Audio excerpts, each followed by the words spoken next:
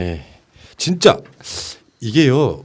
이제 코로나가 문제가 아니에요. 어제 그제 뉴스를 보면은 이제 코로나를 계속 끌고 가려고 하는 게 보이는 게 JTBC고 다른 방송들은 코로나를 탑 뉴스에서 빼고 있습니다. 그 중에서 가장 이슈가 돼야 될 것은 저는 그거라고 봐요. 그 미래통합당 등의 공청 잡음이라고 봐요. 이게 이슈가 안 되고 있다고 사실상. 그러니까 지금까지 뉴스는 코로나가 뉴스 전체 꼭지 중에 한 80%. 그 나머지는 정치권 이야기를 하루에 한 꼭지로 묶어서 실제로 안 나가. 이런 정도인데 지금 그런 거 있잖아요. 21대 총선이 한 달도 안 남은 시점, 맞아요. 4주도 안 남은 시점에 이런 이야기들이 안 나가요.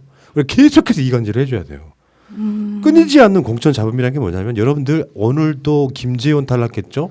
탈락은 할 수 있어. 어차피 얘네들 경선 탈락하면 못 나가요. 법적으로 불가능하다고. 김재원도 그렇고 저기 왜 이렇게 이름들이 생각이 안 나죠 오늘? 있잖아 강효상 등 있잖아요. 강효상 등. 근데 지금 진짜 중요한 건요. 지금 그 이부망천의 정태욱 무소속, 백승주 아시죠? 국방 문제에 관해서 네. 국방부 차관 출신 백승주 무소속. 다음에 곽대원 무소속. 김석기 용산 참사의 그 주인공 네. 탈락해서 무소속. 김재경 경남 진주을 무소속. 이분 사선이에요. 이주영 무소속. 김한표 무소속. 이런 상황입니다. 그러니까 지금 그쪽에서는 무소속으로 출마한 사람 저기 강원도 올라가면 권성동 무소속. 아 맞아요. 어마어마해요. 지금 웬만한 사람들이 다 탈당해가지고 무소속 거기는 나오고 미통당 있다고. 계열의 그 시장 전직 시장도 무소속 출마 선언했더라고요. 네. 강릉은. 네. 그래서 저는 아까 말씀드린 대로 TK를 중심으로 분명히 무소속 연대가 생깁니다. 그리고 그 한성교가 그 황교안과 갈등이 있다는 그 이면에는 제가 이제 그 취재한 건 두 가지인데 첫 번째는 작년에 사무총장 했을 때 사무총장이 당연히 참석해야 될 회의에 배제하거나 아니면 업무 추진 과정에서 사무총장을 배제했다고 합니다.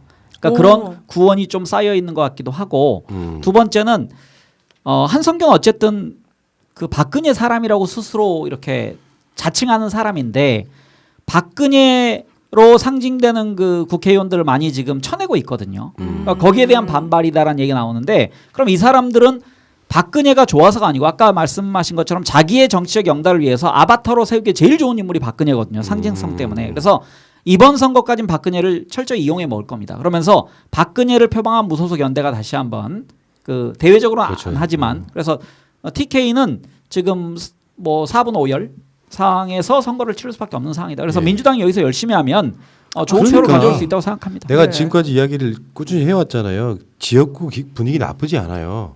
지역구 분위기 나쁘지 않고 호남까지 포함하면은 상당 부분 약진할 거라고 보고 지금 솔직히 이런 말씀 한번 드려볼까요? 여론조사 전문가들 말은 반만 믿으세요. 왜냐하면 여론조사 전문가들하고 의사들은 확신을 못합니다. 그러니까 뭐냐면 여지를 남겨두는 거야. 사실상 오래전 이야기가 아니에요. 20대 총선이 여론조사 폭망했죠. 물론 나중에 안심번호로 이제 법이 바뀌긴 했는데 여론조사 전문가들 이야기하고 의사들 말은 반만 믿으세요. 마스크 얘기하고 똑같은 거예요.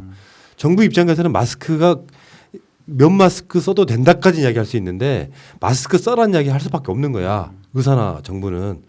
그러니까 가장 조심스러워서 어떤 경우에서도 차단하려고 하는 특성이 있는 거예요. 가장 방어적으로 얘기하기 위해서. 여론조사 전문가들도 마찬가지야. 그러니까 뭔가 조금 그 자신들의 리스크를 줄이기 위해서 위쪽 이기론을 상당 부분 설파하는 게 사실이에요.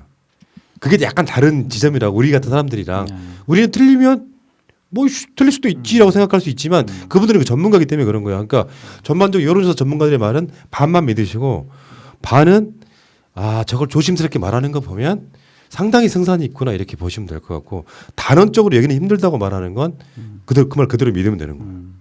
그러니까 나는 그런 생각을 꾸준히 항상 해보거든요. 그러니까 실제로 지역구 선거 분위기는 여기저기 다 나쁘지 않아요. 그러니까 예를 들어서 사람들이 와갖고 송파병에서 뭐 최재성 의원이 배현진한테 지고 있다 그러면 저게 왜 그래 하실 필요 없어요. 실제로 표감은 완전 다를 겁니다. 그러니까 이게 지금 어떤 이슈를 말하고 싶어 하냐면 500명짜리 여론조사를 했어. 근데 강남 쪽에는 부동산에 굉장히 민감하기 때문에 최근에 그런 뉴스 봤죠. 강남 쪽에 5억이나 싸게 팔린 아파트가 있다. 그러니까 지상파가 그걸 뉴스를 내니까 다른 언론들이 쫓아가요. 실제로 그런 적이 있는지 지들끼리 싸우고 자빠졌어.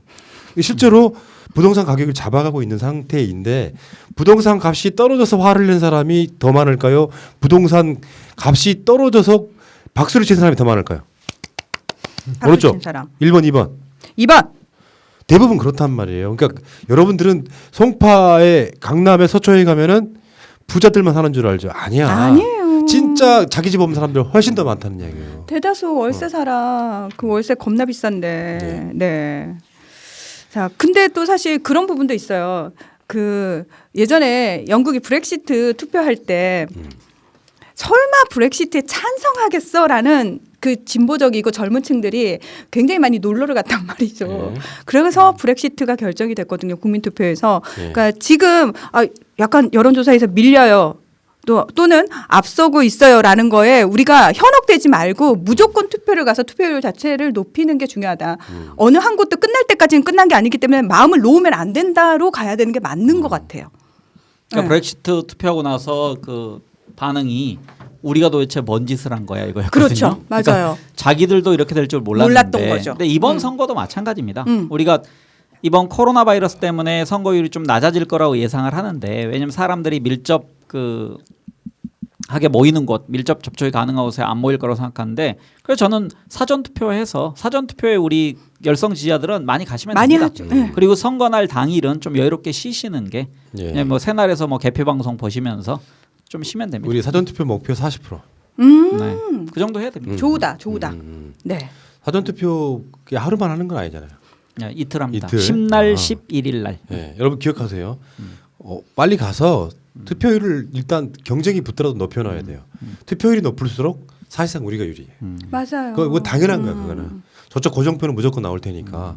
근데 약간 여론조사의 분위기랄까 지역구 판세에 대해서 제가 설명을 하는 이유는 전반적으로 봤을 때 의외다 싶은 여론 지역에서도 민주당이 앞서는 경우가 꽤 많아요. 그건 뭐냐면 코로나 이슈가 저쪽에서 흔들어대는 이슈는 안 먹히고 있고 대처 잘하고 있는 이슈가 계속 먹히고 있다는 뜻에 가까운데 그 여론이 어마어마한 무슨 사건이 터지지 않는 한 저는 추세대로 가면 떨어지는 않을 거라고 일단 보는 것이고요. 다시 말씀드리지만 이건 정답이에요. 민주당 정부, 문재인 정부가 설사 좀 마음에 안 드는 구석이 있다고 한들 미래통합당한테 표 주기는 껄쩍지근한 시대다. 대안이 없잖아요 지금. 그렇죠. 그리고 한 가지만 추가하면요. 사전 투표가 좋은 건 그 우리가 이제 당일날 투표할 때는 선거하는 장소가 정해져 있습니다. 맞아요. 그러니까 사전 투표는 아무 아무 데나 곳에나 가도 가서 돼요. 해도 되거든요. 주로 동사무소 찾아가셔서 자기가 뭐 송파에 거주하더라도 예를 들어서 영등포에서도 할 수 있기 때문에 맞아요. 자기 근무하시는 곳 가까운 곳 아니면 동선에 가까운 곳에 가서 하시면 제일 편합니다. 네, 그리고 이번 그 총선 같은 경우에는 우리 민족 정론이라고 얘기하는 외신들이 굉장히 많이 도와주고 있잖아요. 그래서 이제는 우리나라 국민들도 굉장히 수준 자체가 높아졌고 학습 효과가 있기 때문에 국내 언론보다는 좀 다들 능력 대신 외국어 능력이 탁월하시더라고요. 그래서 저 깜짝 놀랐어요. 알자지라를 보시는 분들도 계시고. 네. 그런 야한 방송을 보고 있다니. 네. 에그에다가 그것까지 섞였으니 이거는 너무 야한데요. 알자지라. 나 계속 방송해야 되는 거 맞을까요? 예. 예. 아이고. 그래서 실제로 그런 민족 정론 언론에서 퍼뜨리는 우리나라와 관련된 정확한 사실 보도들 여러분이 많이 퍼날라 주시면은 그게 의외로 그러니까 무당층이라고 그러잖아요. 중도 네. 딱 중간에 나는 중도야 하는 사람들이 있어. 어줍지 않게. 나 이쪽 저쪽 편 드는 것 자체가 약간 천박해 보이고 야 잘하는 애 없더라. 라고 모두 까기 인형 모드인 사람들이 있거든요. 그 사람들이 의외로 그런 외신에서 이렇게 보도를 하더라라고 얘기를 하면은 이게 귀가 팔랑팔랑 하니까 여러분이 그걸 맞습니다. 마구마구 퍼날라 주셔야 맞습니다. 돼요. 그러니까 이게 정치에 적극 관심 있는 사람들이 사실은 그걸 제가 이제 오피니언 리더라고 표현하거든요. 그 사람들이 확신을 갖고 거기다가 이제 기성 뉴스가 비슷한 결론 나오기 시작하면 여론이 바뀌어요. 그러니까 사실은 이쪽으로 갔다 이쪽으로 가는 사람은 없다니까. 되게 그런 사람들 많지가 않아요. 맞아. 그러니까 제가 전에 중도를 설명해 드렸잖아요.